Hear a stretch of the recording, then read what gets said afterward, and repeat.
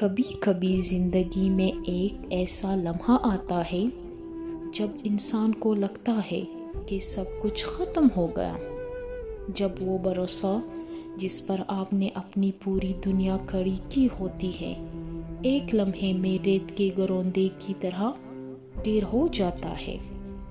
وہ تنہائی، وہ سینے میں اٹھنے والا درد اور وہ خاموش آنسو جو کسی کو دکھائی نہیں دیتے لیکن روح کو بھگو دیتے ہیں۔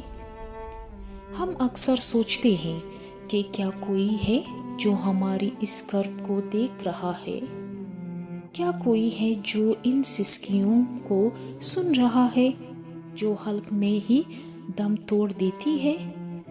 ہم لوگوں سے اپنا دکھ چھپاتے ہیں، مسکراہٹ کا لبادہ اوڑھ لیتے ہیں، لیکن اندر ایک طوفان برپا ہوتا ہے۔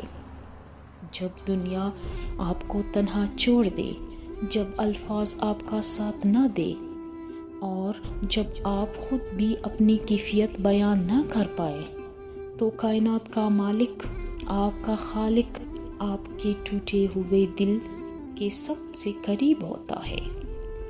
اللہ آپ سے فرماتا ہے، تمہارا رب بخوبی جانتا ہے جو کچھ تمہارے دلوں میں ہے۔ آپ کو کسی کے سامنے اپنی صفائیاں دینے کی ضرورت نہیں، آپ کو کسی کو یہ سمجھانے کی ضرورت نہیں کہ آپ کا دل کتنا زخمی ہے، کیونکہ وہ جانتا ہے۔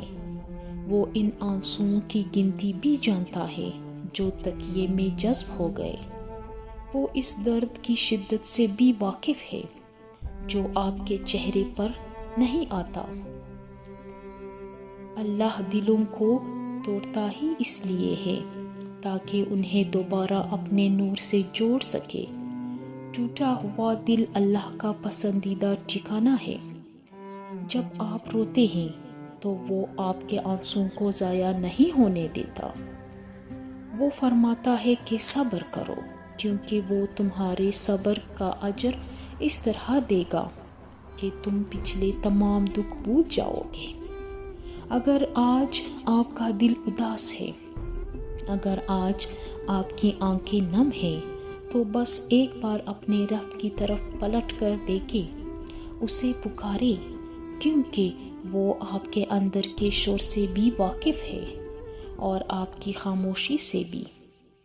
جس رب نے آپ کے دل کی حالت کو بن کہے جان لیا، کیا وہ اسے سکون نہیں دے گا؟ یقیناً وہ دے گا، کیونکہ وہ آپ کو آپ کی سوچ سے بھی زیادہ چاہتا ہے۔